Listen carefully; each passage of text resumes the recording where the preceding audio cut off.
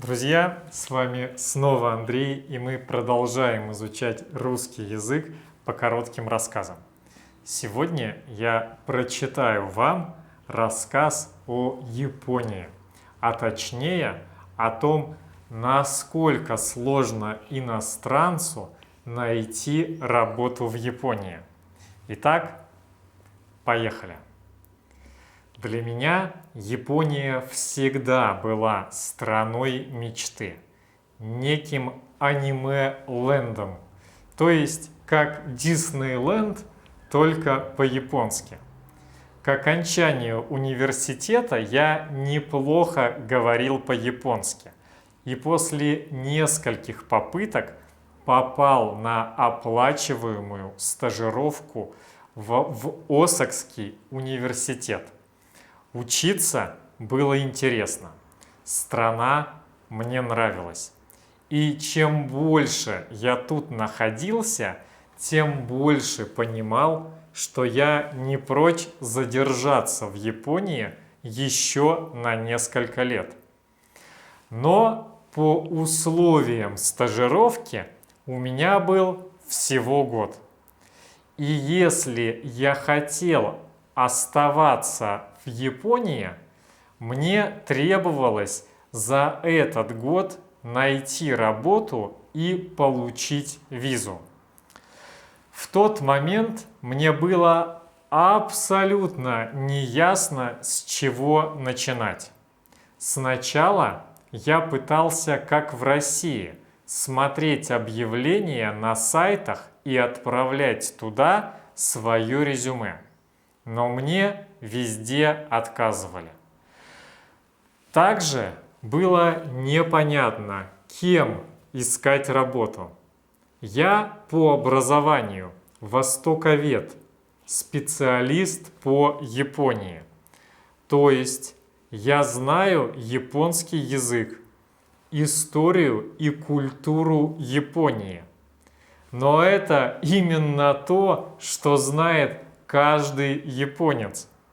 Сначала я пытался искать что-то, связанное с Россией, но попадались только вакансии для людей с опытом работы, то есть не для меня.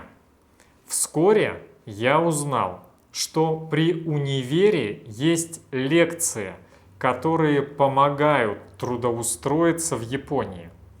Я сразу же записался. На этих лекциях рассказывают о том, как вести себя на собеседовании, как и когда надо кланяться, какой должен быть костюм для собеседования и прочие тонкости. Непонятно было одно: где искать фирму, готовую взять иностранца. Потому что на курсах по факту говорили, как себя вести, но не говорили, где искать работу.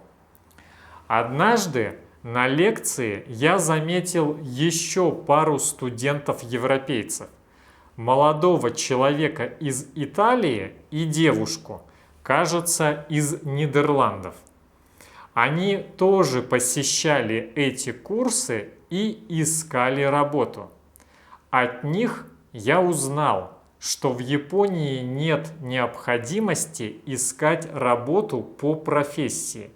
Японцам важно не то, на кого ты учился, а то, где ты учился, в каком университете. Поэтому можно было пытаться идти в любом направлении, хоть гостиницы, хоть офисы, хоть в международную торговлю. Что угодно, лишь бы фирма брала иностранцев. С этого момента началась настоящая борьба. На каждую вакансию мне нужно было пройти несколько этапов в виде анкеты, онлайн-тестов и собеседований. Неожиданная сложность выявилась в том, что для многих компаний необходимо было проходить психологические тесты на время. Если попадались незнакомые слова, то я просто не успевал за несколько секунд прочитать, перевести и ответить. Поэтому получалось, что во многих случаях я не смог пройти эти тесты даже с моим хорошим уровнем японского языка. И вот, время шло, а подходящих вариантов все не было.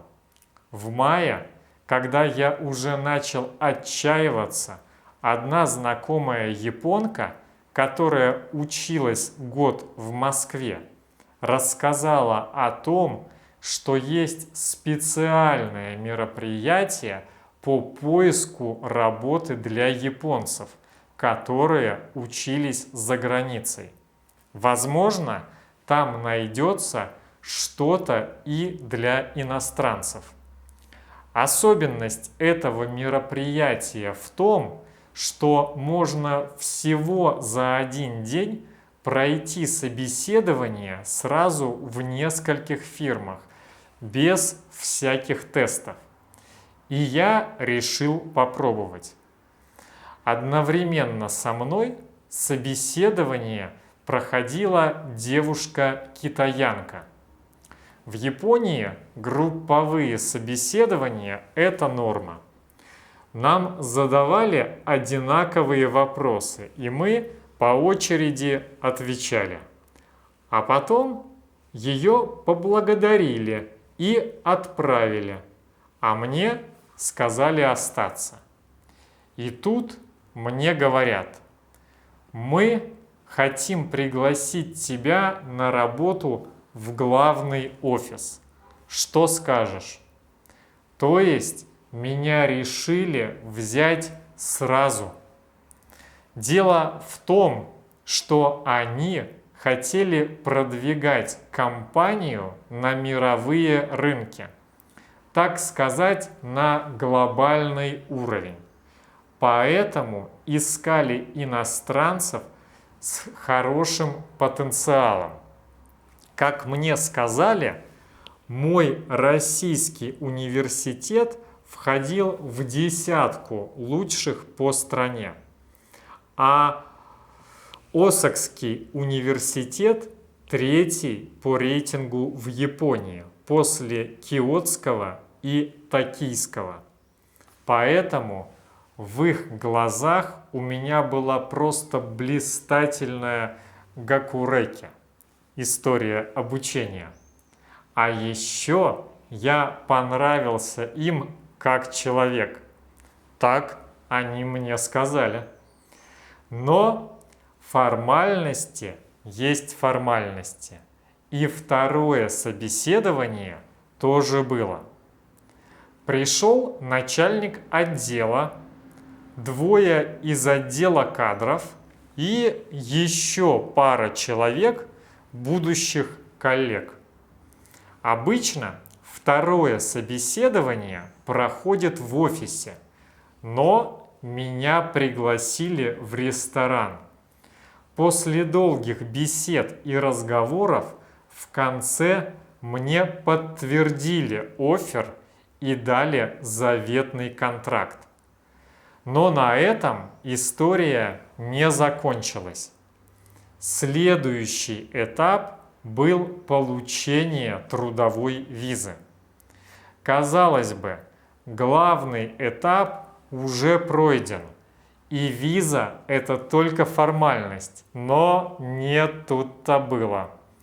Несмотря на то, что мы подготовили все документы, и японка из отдела кадров приехала со мной на их подачу, спустя пару недель пришел ответ от миграционной службы. В визе мне отказали. Как выяснилось позже, миграционной службе было непонятно, зачем нанимать иностранца из России для работы в офис? Тут я потерял всякую надежду и начал паковать чемоданы, чтобы вернуться в Россию. Потому что срок студенческой визы уже истек, рабочую не дали, и что дальше делать было совсем непонятно. Но спустя какое-то время фирма переоформила документы, где обозначила, что планируют расширение, что они хотят выйти на рынок Европы и России. Для этого им нужен русскоговорящий персонал. С такими изменениями заветную рабочую визу мне таки получить удалось. Друзья, вот такие впечатления у нашего сегодняшнего героя. Буду рад, если вы напишите комментарии на тему сегодняшнего рассказа. Или просто расскажете о себе. Откуда вы? Какой язык для вас родной? Как давно вы учите русский язык? И говорите ли вы на каких-то других иностранных языках? А у меня на сегодня все. Спасибо, что смотрели этот выпуск. Огромной вам удачи и пока!